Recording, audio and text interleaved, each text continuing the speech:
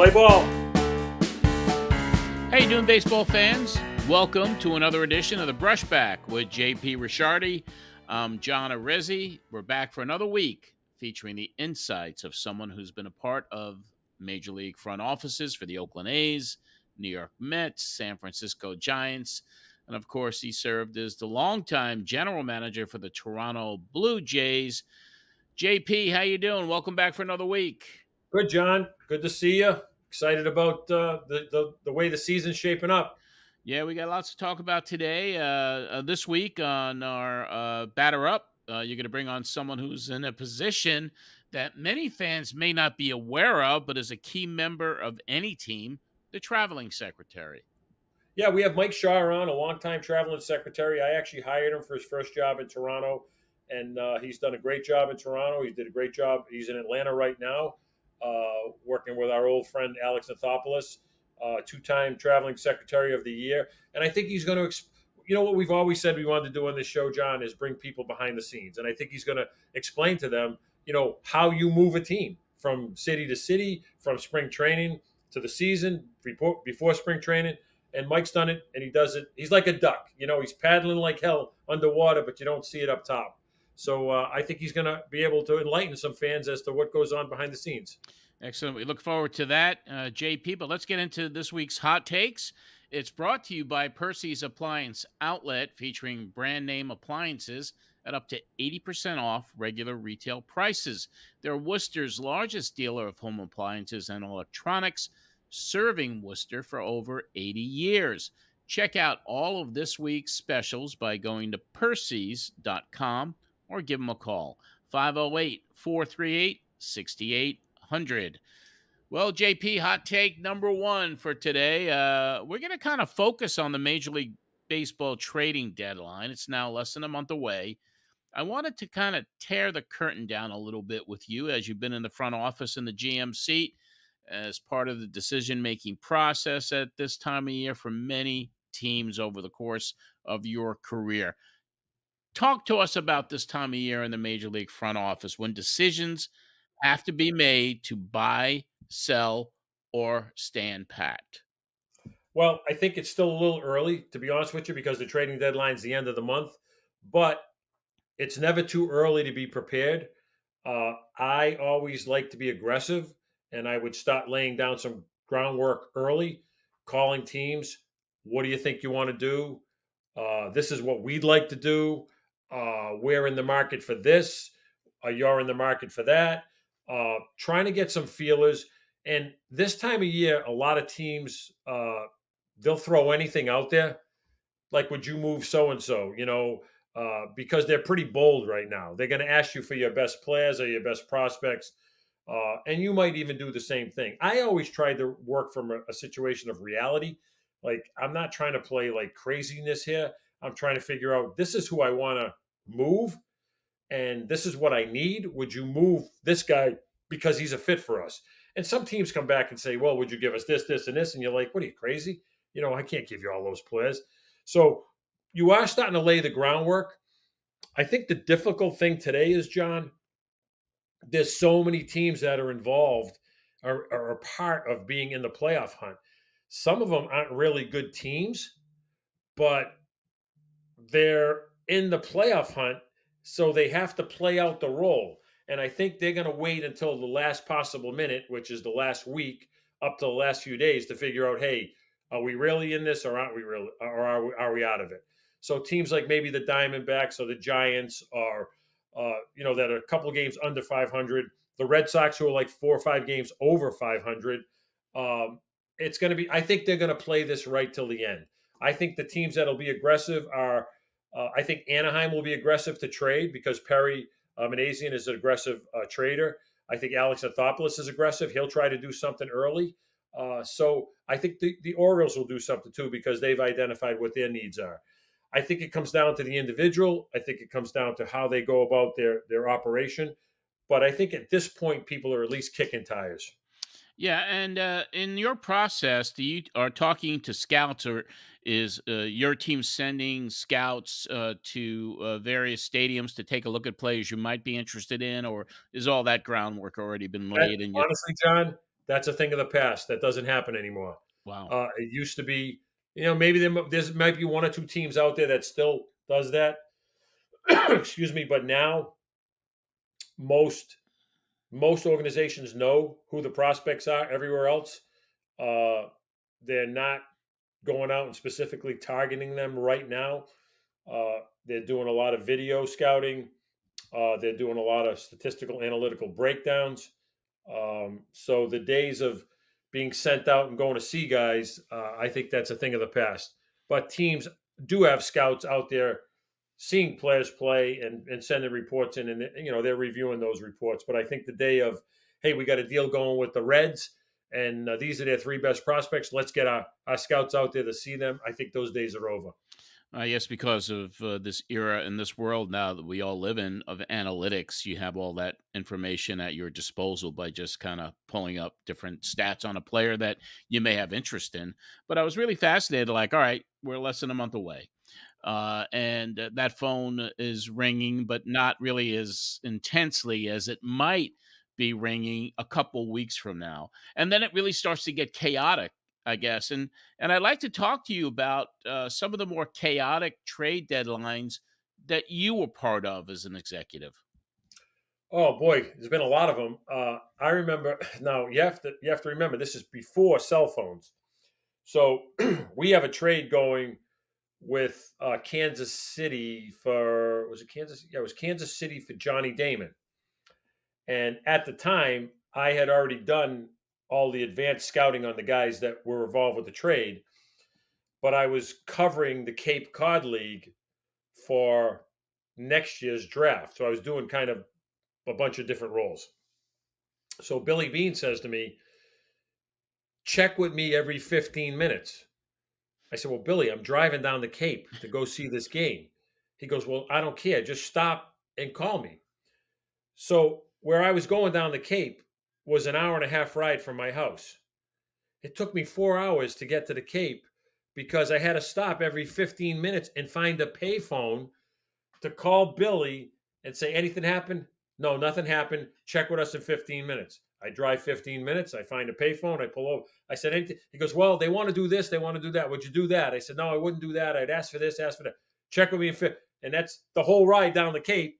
And at the end of the time I got to the Cape, we traded for Johnny Damon. Wow. So that was pre cell phone. Yeah. That was a crazy one. And I think in 2015, we had been with the Mets a while. Yeah, that's the one I wanted to kind of zone in on with you because I remember that vividly. What a crazy that last week of July was just crazy. Yeah. And Sandy Alderson did a really good job. But what we were battling was we had been in New York since, I believe, 11, 10 or 11, 11, 12, 13, 14. Right? This was our fifth year in New York. And we weren't very good because we didn't have a lot of money and we just didn't have a lot of good players. So anyway, we're playing really well. And we're getting down to the trading deadline. And Sandy says, we have a chance to get Cespedes. What do you think? I said, make the trade. He goes, they want Fulmer. I said, I don't care who they want. I said, Sandy, make the trade. He goes, why are you so confident? I said, I'll tell you why, Sandy. We've been here 4 years. We sucked for 4 years. Yeah. We have an opportunity now to get over the hump and maybe make the playoffs. But if we don't at least jump up and take this opportunity, the fans are going to be like, what the heck? Are they even trying? He goes, well, long story short, some guys in the organization didn't want to trade Fulmer. And June Napoli, who you know, was is Sandy's secretary. She still tells the story. She said, you were on the phone, JP, because you were out scouting. And I could hear you through the walls yelling, are we nuts? We need to make this trade. And there was a couple of guys, I won't mention their names, they were against the trade. And I said to them, okay, if you guys can guarantee me next year that we're going to be 2 games out of the division this time of the year, then I'll tell you don't make this trade. But guys, what are we thinking of? We need to make the trade. We need to take a shot at this. We've been here. I'm just sick of losing. Fulmer, if he's a great player, he's a great player. But Cespedes is going to give us offense. So long story short, I'm pounding the table. I'm screaming. I'm doing everything. I said, Sandy, we need to make this trade. We need to show the fans, and we need to show this organization we're trying to win. We're 3 games behind the Nationals. We make the trade. We go into Washington. We sweep the Nationals. We take off. We win the division. He had, Case closed. yeah, he had such Cespedes had such a remarkable run after he joined that team, and that trade maybe doesn't happen, JP, if the Wilmer Flores for Carlos Gomez trade Yep, yep, happens. yep. That Wilmer Flores, that ended up, I believe Gomez is back. Or there was Yeah, something about the Gomez hip. that I wasn't. think it was the hip or the back, and the Yeah, maybe it doctor might have said been his no. knee. There was something from his medical that didn't look right, so we didn't make that trade. Um, but the thing about Cespedes was he was so hot when we got him. He was. He basically carried us. So now next year, Sandy says, we got a chance to sign Cespedes for 1 year. I said, sign him. He goes, I said, sign him. There's no hesitation, Sandy. 1 year. The mistake we made was the next year, Sandy says, Cespedes wants a 3-year deal. I said, let him go. I said, I would not sign him for 3 years. Yeah. I said, you know what? We got 2 good years out of him. I don't think there's anything left after that. So anyway, we signed him. It was a mistake. But for the 2 years Cespedes played for us, we made the playoffs both years, and he was great for us. Yeah. And Sandy had the guts to make the trade. And then he went out and got Johnson. He went out and got Uribe. Yep. And those guys became great bench players. Terry was able to lengthen his bench. Terry was able to have matchups late in games. And it got us to the World Series. So, yeah, that was one of the crazier ones. Yeah, glad you made that one. That was really the catalyst for just the rocket ship that team became in the second half of 2015. JP will have more. One more hot take following this word from our sponsor of Hot Takes, Percy's Appliance Outlet. Percy's Appliance Showroom, featuring a huge selection of the finest brand names from value to luxury at the guaranteed lowest prices. Whether it's an individual appliance or package, buy with confidence with Percy's Price Match Guarantee. Percy's offers exceptional customer service, fast, expert installation, delivery, and removal. For same-day shopping, look for the green in-stock buttons on Percy's.com and available long-term interest-free financing. Percy's, first on Gold Star Boulevard, Worcester. All right, back for our last hot take, and we're going to stay on this topic on trade deadlines. I'm going to ask you about a few teams and get your assessment on if they'll be buyers, sellers, or stand pat.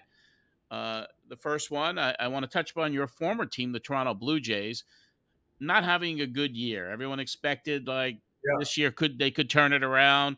They've had a few disappointing years in a row now. Do they dismantle?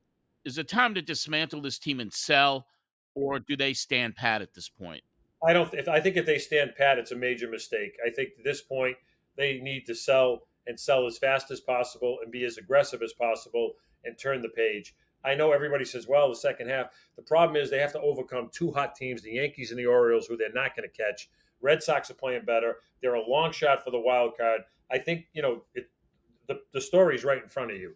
I think the high road at this point would be to trade whoever you think you need to trade, whether it's Guerrero, whether it's Bichette, whether it's any of the pitching.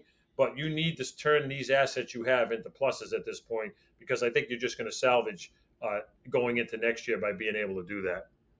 Yeah, I want to get a little bit deeper into the Braves. Obviously, with your apprentice, if you look at it, Alex Anthopoulos, he may need some pitching there. The Braves have had some injury bugs hit them this year.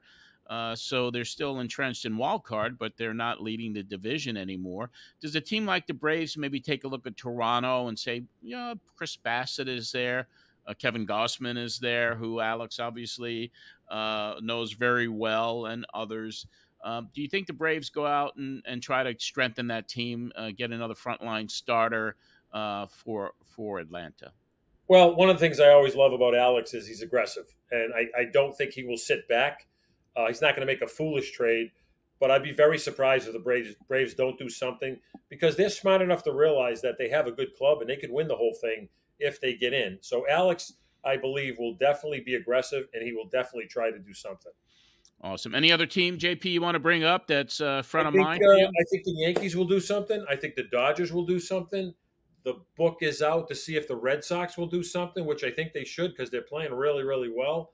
I think reverse side, Anaheim will do something because they've got. I think the Anderson kid, the left-hander, he'd be a great get for someone. And I think Perry Manassian, the GM there, will be aggressive to try to turn a terrible season into any positive he can by moving some players. I think the book's out on some teams that are. Will the Diamondbacks make a trade? Will the Giants, which I think they will because I think they feel pressure in San Francisco to produce. So I think they'll try to do something. The real question is those middle teams that are hanging 4 or 5 games, the Cincinnati's, the Pittsburghs, do they make a move?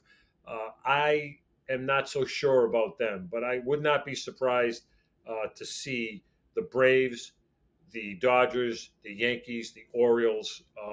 I wouldn't be surprised to see those teams step up and be aggressive.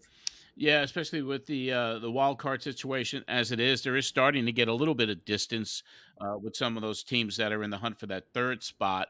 But yeah, it'll be interesting to watch the rest of this month, and as we get closer to that deadline, we'll be following it right here on the Brushback with JP. And now it's time for the Batter Up with JP, and this is brought to you by the Worcester Bravehearts.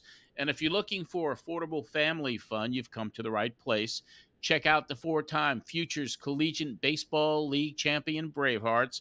Free parking all season long, and you can get your all-you-can-eat ticket for just $20. Make sure you attend the July 19th game when the Bravehearts host Parkinson's Awareness Night. There'll be jersey auctions and post-game fireworks. You could follow the Bravehearts on Instagram at Woo Baseball. And for information on all Bravehearts games and upcoming special promotions, go to WorcesterBraveheartsStore.com and get your tickets to a Bravehearts game today.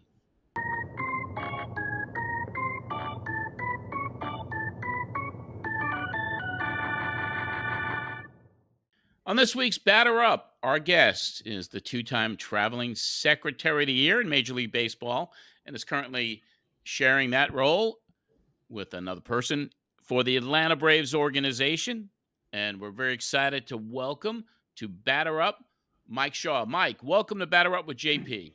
Thank you. Thank you for having me. It's great to be here. So Mike goes by many names. Mike Shaw is his real name, but his alias is Mike Shorts. And we'll explain that later as we get going here. Yeah. But Mike, thanks for coming on the show, buddy. Yeah, thanks for having me. So what we're trying to do on this show is show people all the different things that go on in Major League Baseball. Most people know about the players, they know about the standings, they know things like that. But most people have no idea what a traveling secretary does. Right. So you've been doing it for how many years now? Well, I did it. I've been in baseball for 29 years. It's my 29th season. And I took over the travel in Toronto prior to the 2005 season. And this is my first year with the Atlanta Braves. So I've been doing travel now. This is my 19th season overseeing the travel for Major League.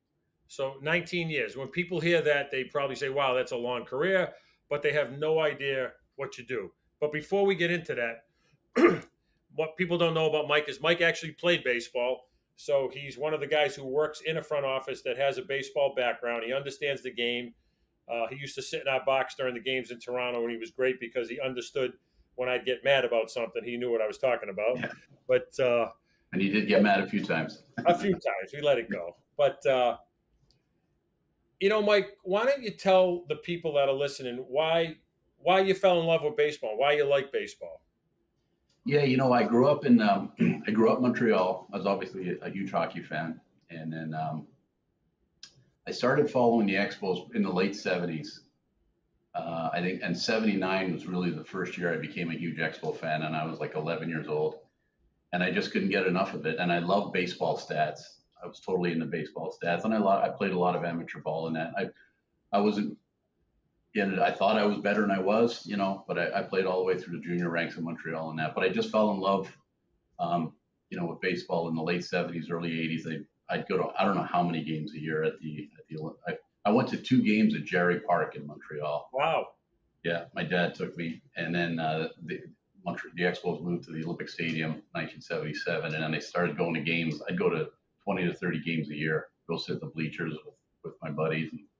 And, I just fell in love with the game, and I used to always sit in the seats and I always wondered what the people did upstairs, up in the press box, in the front offices. And then I knew when I think originally I wanted to play, but I wasn't nearly that good. So, and I figured that out in my mid-teens, and I wanted to be part of the game somehow, and I really wanted to be in the major leagues. So, what I did was I finished my university, and I went and got a Bachelor of Commerce in Sports Administration at Laurentian University in Northern Ontario, up in Sudbury, because I thought that would be the best avenue, kind of be the best of both worlds. I'd get a business degree and I'd get a sports background, and couple that with my knowledge of the game. So, and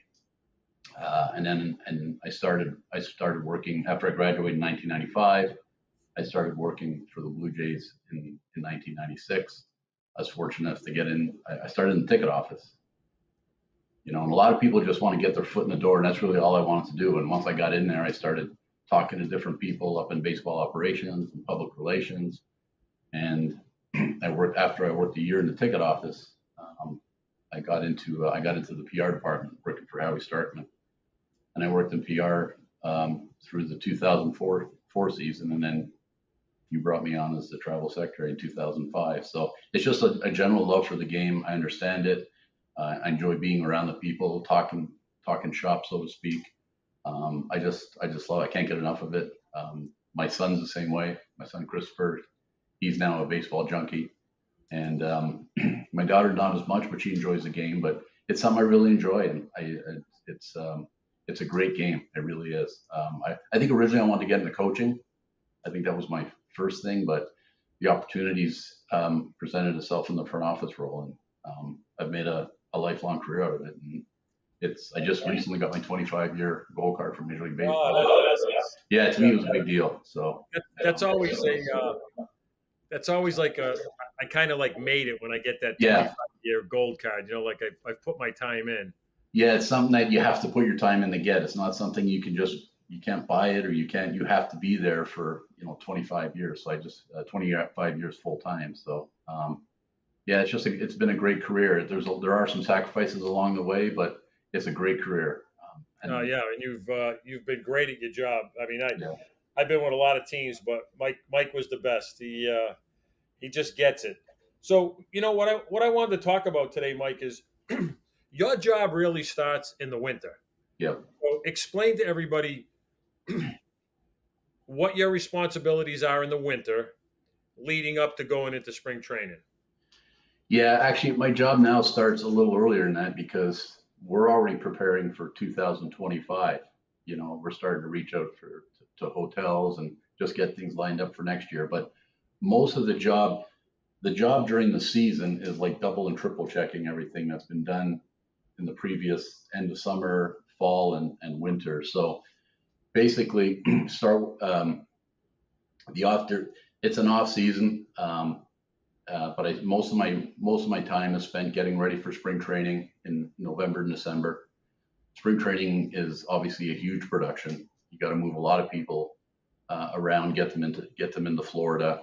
Responsible for all the housing of some of the staff, the coaches, and you try and help facilitate the housing for the players as well. Obviously, booking a lot of flights and rental cars, and that it's a lot of behind the scenes stuff. Not very glamorous, but it's good work, and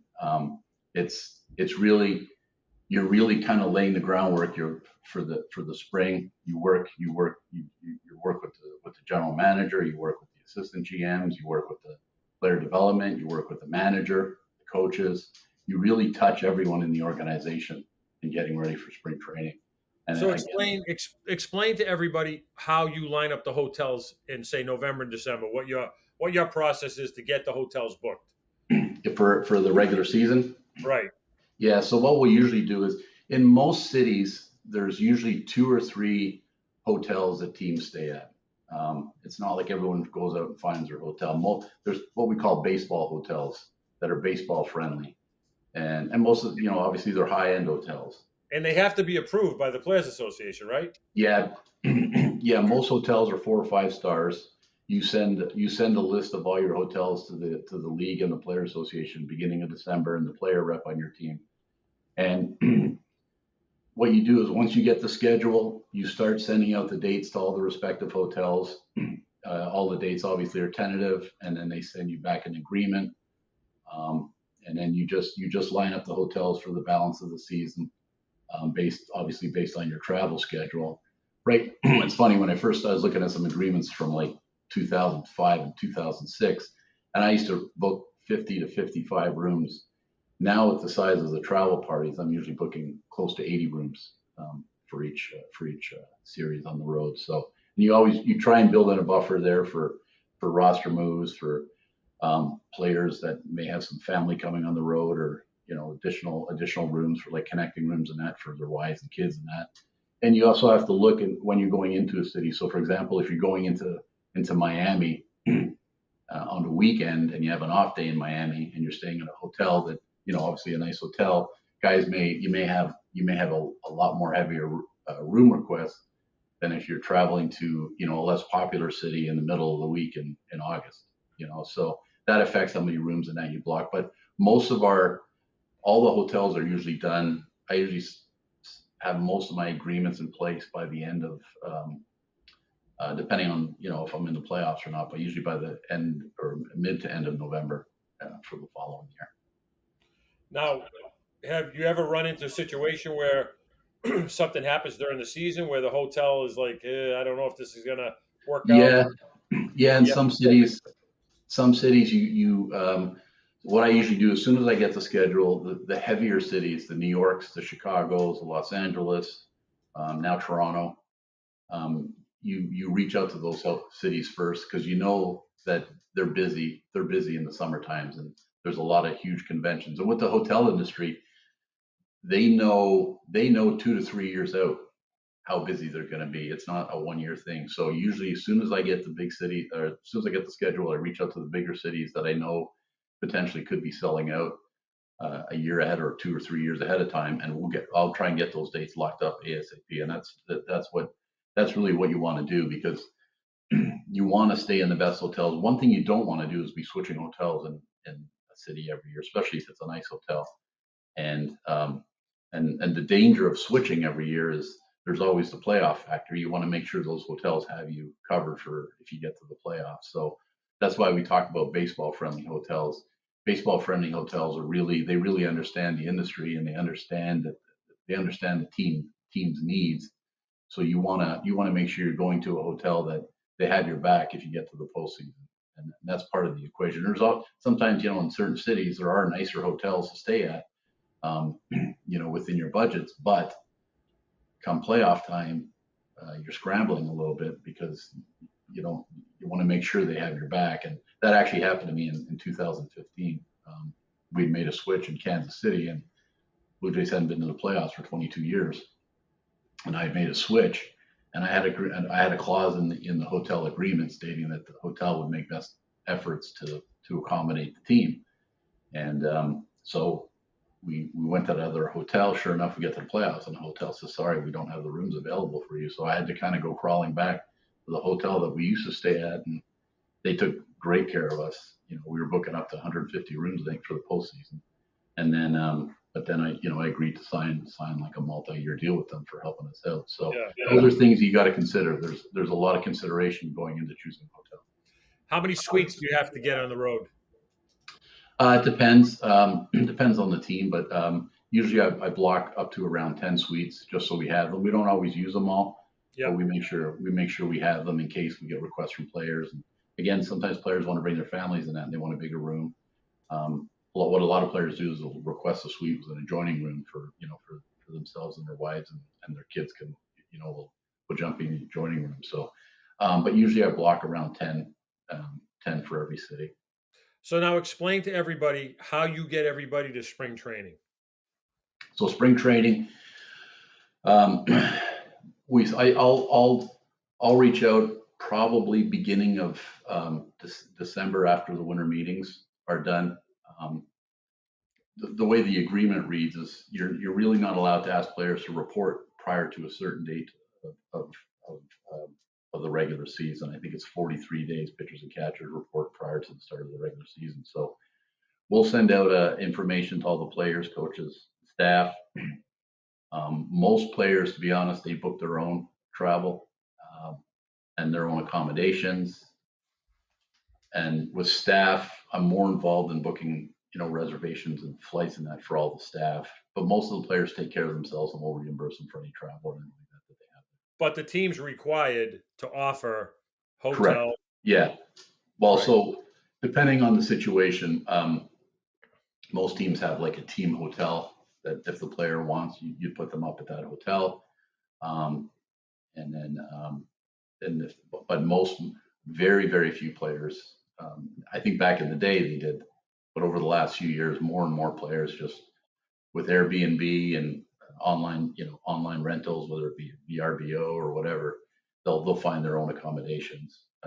And that part of their spring allowance covers their accommodations.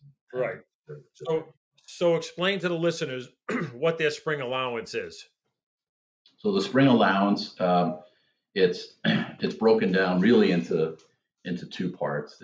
There's some language in there, but there's accommodations, and then there's the meal allowance.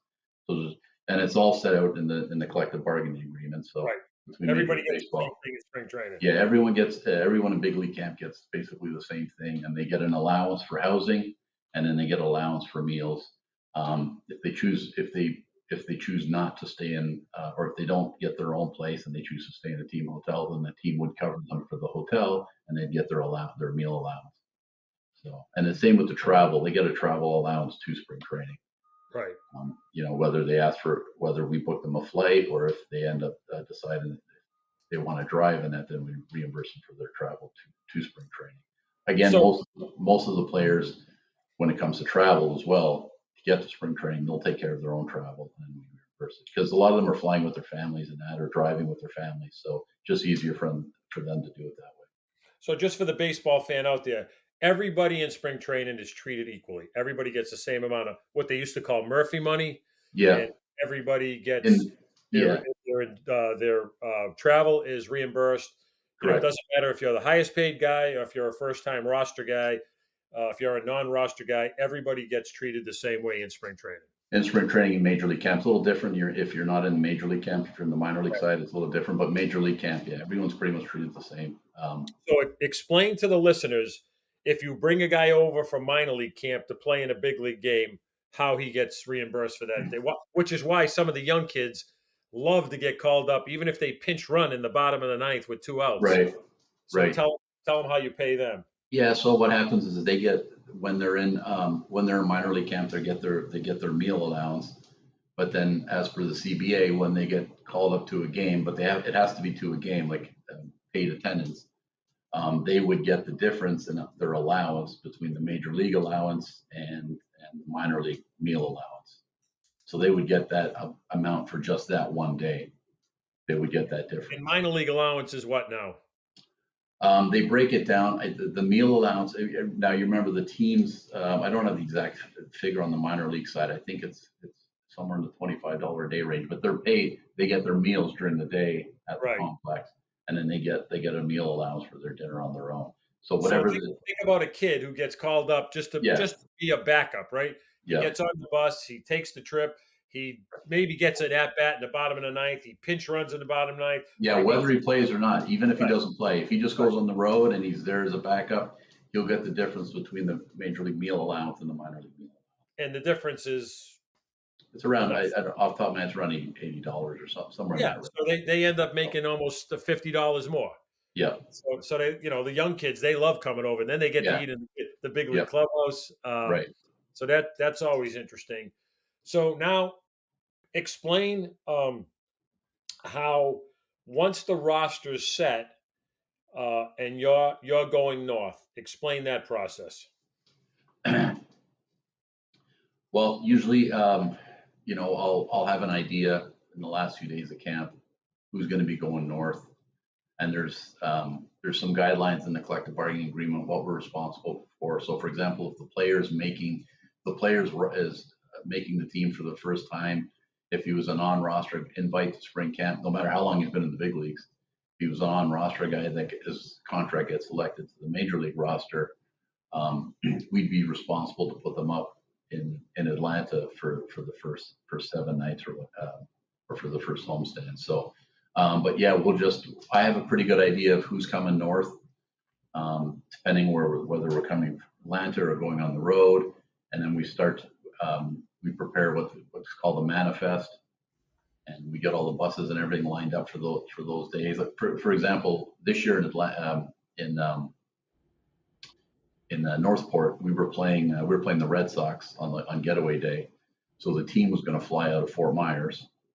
So we had I think 2 or 3 buses going from Northport to Fort Myers to play our game. We had a game at 1 o'clock, and then we had another bus leaving later in the afternoon to go directly to the airport to meet the team leaving from the ball game in Fort Myers.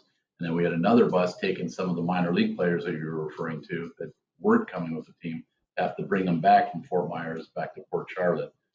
So it's a bit of a puzzle, moving all these people around and making sure everyone's covered. It's very easy to forget.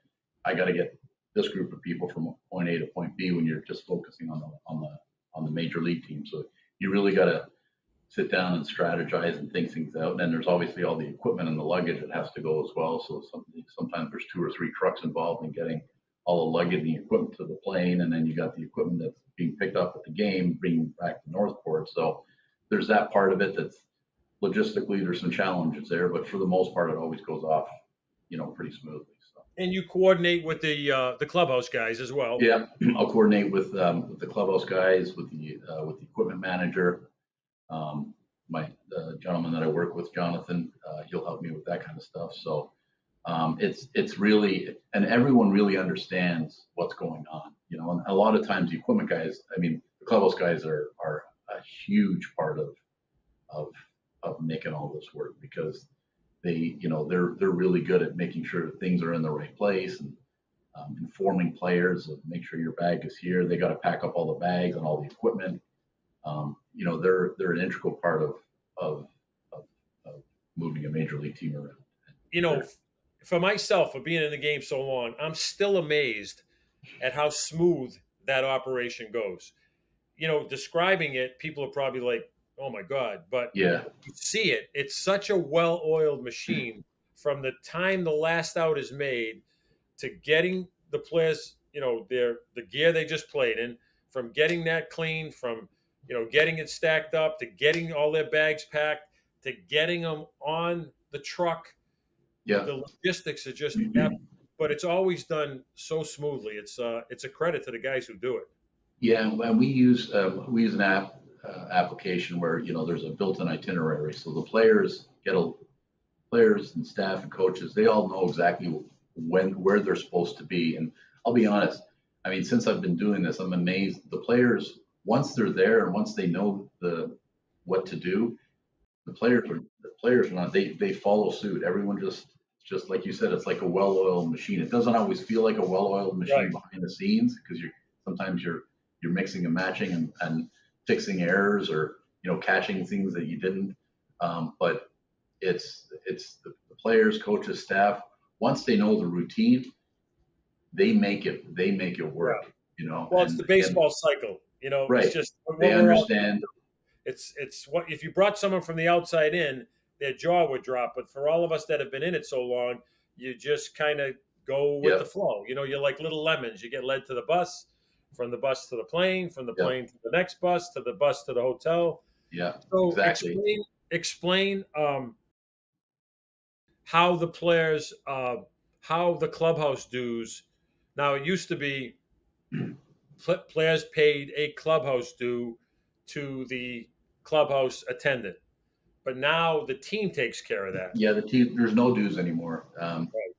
That went away about 7 or 8 years ago. Right. But so the team takes care of all the food at home and on the road in the clubhouse now. And a lot of teams have hired, teams are more involved in what the players eat. They're more health conscious. Most teams have it. You have an option of most menus are really good, and the food is obviously much more health conscious than it was when it was just run by. The game has changed, where guys would show up to the clubhouse at 3:30 or 4 o'clock. I remember, JP, when I first started doing this, with you in 2005 in New York, we had one bus at 4 o'clock, and that was it. Right. Anybody wanted to go earlier, they were on their own, to hop in a cab and go to the ballpark. but we had one bus at 4 o'clock, and I would say 70% of the travel party was on that bus. Right. Now we have buses that start at 1 o'clock, 12:30, 1 o'clock, depending on the start of the game, and you have the staff bus and you have the player bus and you have the late bus. The late bus now is the 3:30 or 3:30 bus. So the game has changed in that the players and the staff they're in the clubhouse a lot earlier than they were 20 years ago. So the meals have become more important because guys are going there early and they go to the clubhouse and they're gonna have a lunch or things like that. So it's that part of the game has dramatically changed. And the players are eating they're eating basically lunch. Yeah. They're eating pregame. Pregame. Post-game. And there's usually a post-game spread. Right. Yeah. So they usually and listen, most of the spreads they're awesome. Yeah, most places are really good. Most places are great. I mean, some of the places got Luca Kuzar in New York. I mean, that's like you can't find a better meal than that in New York. Well, what's happening when the new stadiums and that were all built in the last 15 years, they're fully functional kitchens. Years ago there was just like a lounge and they put cheese and crackers and sandwiches and that. I remember being in the Metrodome. I'm sitting on the trainer's table and they're cleaning the food right in the trainer's table, and I was like, I'm not eating in this place. God. But now there's fully functioning kitchens, where there's a chef and they have the ability to prepare meals from scratch. A lot of it's catered, but a lot of the meals are also prepared from scratch, depending on the city. Yeah, it's incredible. And explain to them, the players, it's up to them if they want to tip at that point. Yeah, I think if a guy helps a player out, he might tip him a couple bucks or something. But that part of the game has changed quite a bit, and especially because of the dues. Yeah. It's the dues really. I think it was in the agreement in 2016. The dues, because I think it costs the players a lot of money, the dues. So they wanted to change it because the players wanted better food, and it was hard to ask a clubhouse guy to prepare all this nice food in that for them, and that's why the clubs really got involved and started to make sure that they manage the food in that. So, but the tipping it's just up to the individual players and clubhouse dues used to be, what was it, $80 a day? Somewhere in that range. They tried to figure out an amount to cover the meals for the players and that. So, you think about it, a player goes on a 10-day trip, and it's the meal money at the time was about $80, right? Yeah. So the meal money basically covered the dues. Right. So the meal money, the player gets the meal money, and he goes in and he's got to pay $80 a day in the clubhouse. That doesn't cover him eating breakfast on his own. Which most players, got to the park, so they had to eat at the park. Yeah. So the meal money, it kind of balanced out, but on top of that, the players used to write, out a check for $80 for 3 days, whatever it is. Yeah. And then they'd give a tip on top of it. So I kind of like the way it is now, where the team takes care of everything. Yeah, I've always thought this is the better way. And I mean the club wants to have some control over what their players are eating. They want to make sure that they're eating good quality food, and you go into a city and you have somebody on the club side that's working with the clubhouse manager on the visiting side and making sure that they have good food available for the players. Again, it's like I said, it's changed there for much longer part of the day. So explain to everybody, the last out is made on getaway day. Yep. Take us from that last out to the plane. So game ends at 4 o'clock. It's 4 o'clock. We'll send out a message on the app that we use, and bags will be at 4:45 because you want to make sure you get all the bags out before the buses leave, and then the buses leave at 5 o'clock. And then depending on the city, it's 20 to 30 minutes to the airport. But the idea, every team wants to get out as fast as they possibly can to get to the next city. So game ends, we send out a note, bags at 4:45, buses at 5. And again, all the players, they see that, they know that, the staff, the coaches, and you very rarely have to go looking for somebody. They all know that you're on the bus or you're going to be happy. Now, not to interrupt you, Mike, but in that time, they have to get treatment, get their shower, Get treatment, get shower. The clubhouse staff, once the game is started and there's really no players in the clubhouse staff starts to pack all the bags to make sure the bags, all the equipment bags for the players, coaches, they're all packed up for the most part. And then once the game ends, there's the guys got to throw their spikes in there, throw their glove, the bats go in the bat bags and all that. That's all done in the first half hour after the game. Most of the equipment, we have a lot of big trunks that we travel with, the trainers and the strength and conditioning guys. They have the trunks. We get those out first, and then all the equipment in that is usually out. So we get the entire clubhouse emptied of equipment and baggage out within 45 minutes after the game. When a team comes into a city, in the next city, it takes a good sometimes 3 to 4 hours for the visiting clubhouse staff, because they got to now they got to do it when we fly to the next city for staying on the road. For on the road, all that equipment in that we just packed up in the previous city has got to be unpacked in the new city, and all that gets all the laundry's got to be done because the uniforms are dirty and sweaty and everything. So they got to do laundry. They got to unpack each player's bag, every coach's bag, hang everything up in the locker, get all the laundry done, hang up all the uniforms and that. So that takes a good 3 to 4 hours. It takes about 45 minutes to pack it up and get it out of there, but it'll take 3 to 4 hours to get it all cleaned and hung up properly in the lockers. So the next day, the guys come in the clubhouse at whatever time, and everything is set to go. So you load up the truck. Now explain, how much in pounds are you putting on a plane? You know what? I don't know that exact figure, but I should know it because we have to do an equipment manifest for the airline at the beginning of the year. But the trunks that we pack up, just the trunks, the equipment bags are probably about 50 pounds each, because they're packed in there with the uniforms and the gloves and the spikes and everything. So you're packing up, close to, at least 60 bags. And machines, pitching machines. Yeah, you got they call them the hack attacks, or small pitching machines that they use that some teams travel with. And then you got about 5 or 6 large trunks that are probably about a couple 100 pounds each. And then you got all the bats and the helmet bags and everything. So you're talking a few thousand pounds for sure. They said that the baseball travels with more pounds than football. Probably because we're gone for a longer period of time. The luggage itself, like I've talked to some of my counterparts, like in the NHL on that, and sometimes in the NHL the guys don't even have a suitcase; they have just a carry-on bag. They're dressed in, they have their 3-piece suit on or whatever they wear on the road, and they just have a change of clothes because they might be coming back the next day from wherever they are. Or baseball usually you go on for at least a week, so you need a suitcase with a week's worth of clothing.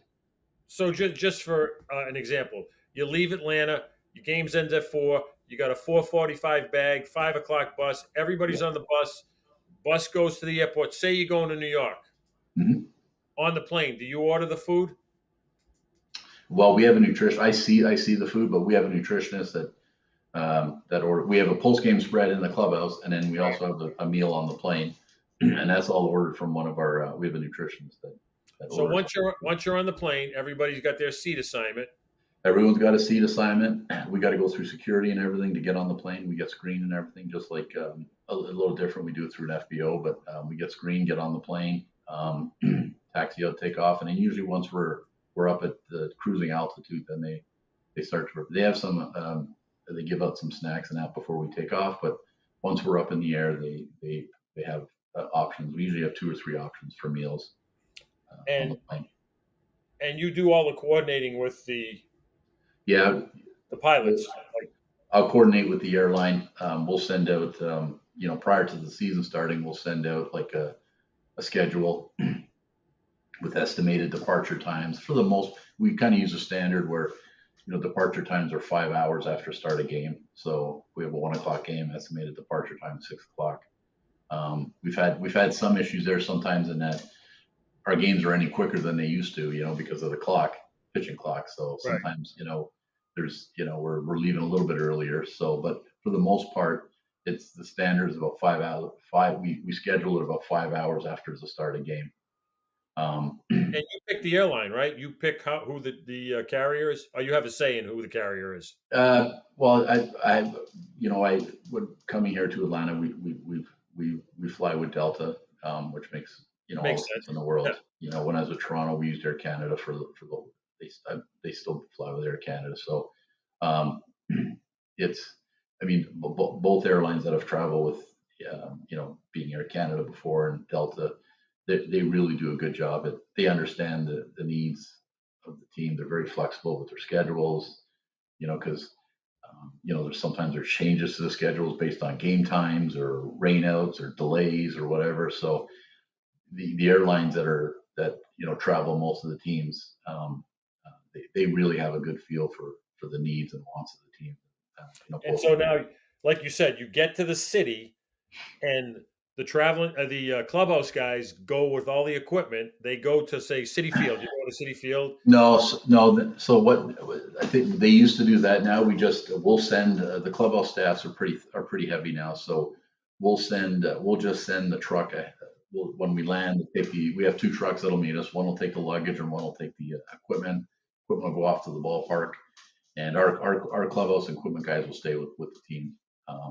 Unless there's a need to go there for something, maybe the odd time, maybe you're in the air and there's a transaction that, we find out we're calling somebody up. Maybe we got to have a jersey made in the next city. So in that case, sometimes they might go to the ballpark, but most of the time the equipment guy and that'll come to the hotel because they help coordinating getting all the luggage off the truck and then up into the rooms. And we try and get that luggage up into the rooms as quick as possible. So as soon as that truck is there, we tag all the luggage at the hotel with the room numbers and that, and then we send it up to the rooms right away. So yeah, used to be a long delay. Used to be a long delay with that. Yeah, usually it depends on the city. Some of the busier airports, it can take a little more time for the trucks to get out. But for the most part, we've got it down to where we can get the truck to the hotel about 20 minutes after the buses get in, and then we try and get the luggage up in the first 15 to 20 minutes after that. We tag everything based on. We line everything up based on we have a rooming list, so we know what floor all the players are on and all the staff, and we tag everything. We line it all up. It's all tagged. Myself and the equipment manager and the clubhouse staff that's traveling with us will try and help the bellman get everything up and lined up to go. So, you just got to make sure you want to make sure everything goes. We've had situations where sometimes maybe the bag is put in the wrong room, and then I'm getting a call, or the equipment guy's getting a call at 8 a.m. saying, "Hey, I never got my suitcase." So then the hotel is scrambling and trying to find where that guy's suitcase went. So, and then explain to the listeners how when the players come in, you have everything set up from keys and all of that. Yeah. So I'm usually what we have is like a satellite check, and the hotel will pre-check us in. You come in and there's 2 tables. One is for staff and coaches, and the other one's for players. And the keys are all marked with their name or their within their room number. And the guy will just come in, walk, grab his key, and go right to the elevator. What I'm trying to do here in Atlanta, we've done it for most of the season, is we have the lead bus go by the hotel prior to our arrival. We give up the keys on the buses at the airport, so nice.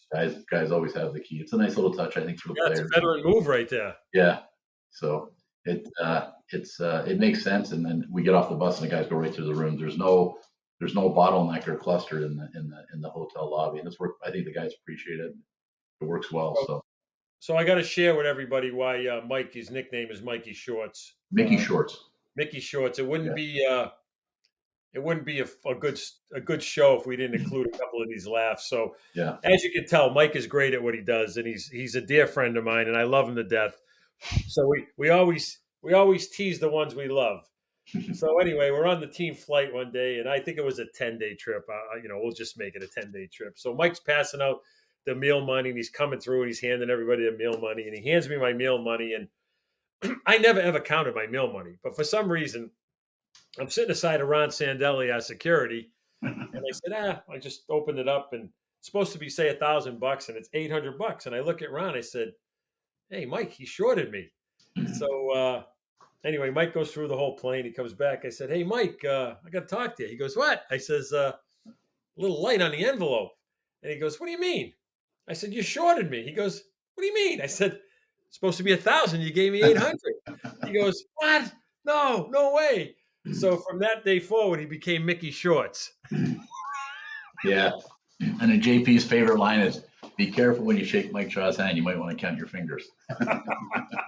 I kept asking him, why do you have this vacation home somewhere? Now I figured it out. You were shorting everybody on the plane. So that's JP's version of the story. And the real story is, so it was actually my first year doing the crowd. Might have been my first or second trip. And we were actually going to Boston. And JP told me, "Hey, don't worry about me. I don't need a room or anything like that. I'm going to stay at home and I'm going to." So I just assumed, I said, "Oh, he's not staying at the hotel, no per diem need or anything like that." So I took out the per diem for Boston. So a lesson learned though. But it was, JP was good about it. And we have a lot of laughs about that. So I'll tell you my second favorite Mike story. So we're in spring training and Mike says to me, I played baseball, and I said, yeah. So he says, so I used to throw batting practice to my kids every day in the cage. So Mike says, "Hey, you mind if I hit?" I said, "No, get in there." So Mike gets in there and he's taking some rips, and he said, "Hey, Mike, you got a good swing. You can tell you played this and that." And he says, yeah, whatever. So I said, "I'll tell you what, you keep working on your swing." I said, "We were playing in the Hall of Fame game that year up in Cooperstown." 2007. I says, "You will keep working on your swing all year, and when we go to Hall of Fame game, I'm going to get you in the game." And Mike goes, "No way." I said, "Yeah, we're going to get you in the game." So none of the players want to play in the Hall of Fame game. But when you get picked to play in the Hall of Fame game, you got to go. So Mike's taking BP during the course of the year. I'm throwing it to him. So we go up there, and Mike gets everything straightened out, all the travel, this and that. I said, "All right, Mike, go get your uniform on." Yeah. So Mike gets his uni on. And I said, "Mike, I'm going to tell you one thing, only one thing. When you get an at bat, if you don't swing the bat and you get called on strikes, you're fired. You have to swing the bat." So Mike went up there. Go ahead, Mike. I'll let you take it from there. Well, I went up there. I got up to the plate, and I'd taken BP the day before in Philadelphia, and I did hit one out for the record. That's another story. Yeah, but so I got up to the plate. I was facing a kid named Brandon Irbe, and Gibby asked me to pinch hit for Alex Rios. Rios was hitting, and I think Rios had one at bat, and Mike said, "Okay." Gibby said, "Mike, you're going to pinch it for Rios." So I got up to the plate, and it was surreal. First of all, it was cool because I had been to Cooperstown numerous times, so I'd always wanted to. I loved Cooperstown because I love baseball history. So, but I got up to the plate, and I looked out at shortstop.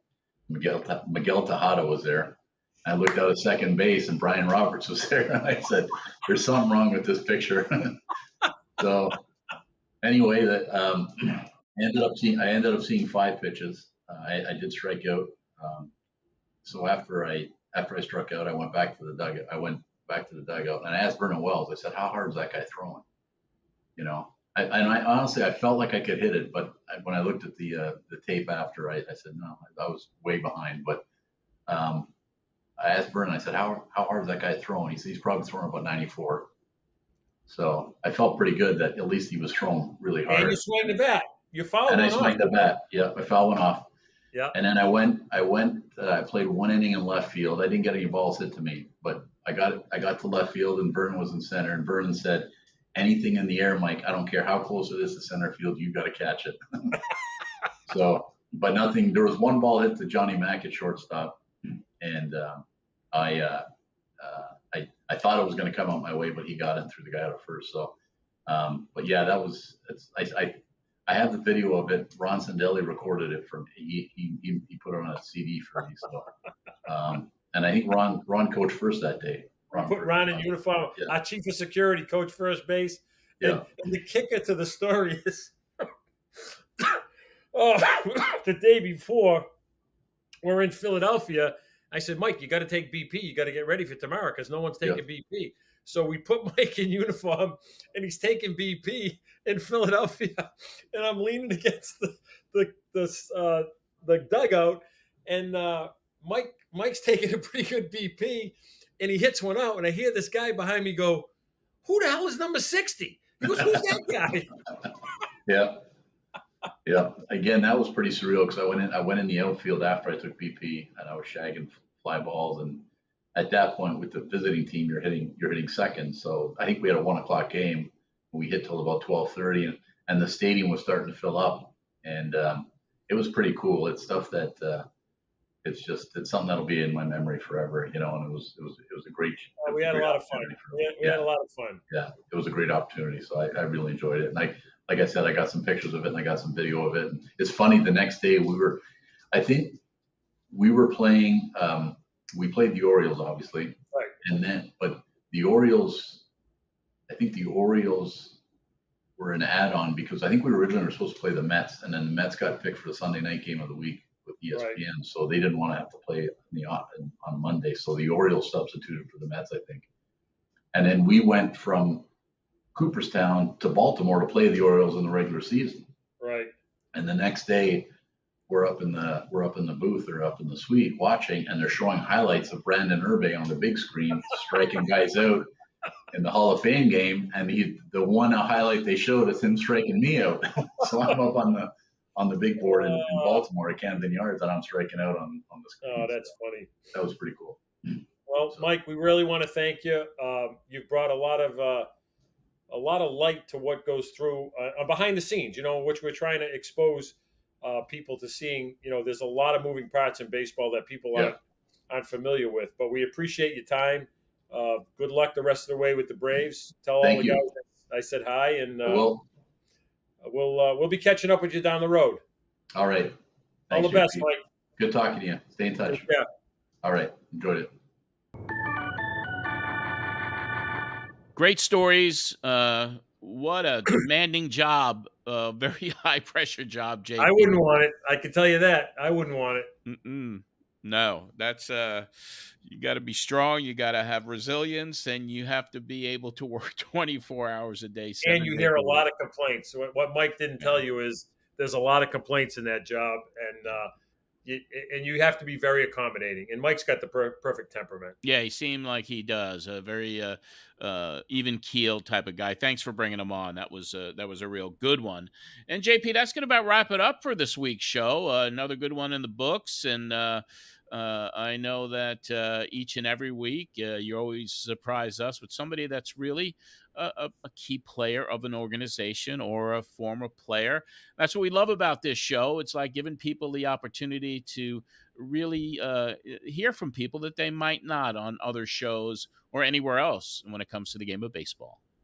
Well, we try to get behind the scenes, John. We said we were going to do that, and we'll keep bringing on different people that can enlighten the listeners as to, oh wow, I didn't understand that, I didn't know that, and I always wondered about that, and hopefully we can answer those questions. Absolutely. But, anyway, John, have a great 4th of July. You too. God bless America. That is true. Until next week when we return, this is John Arezzi for JP. Have a great 4th of July week, everyone.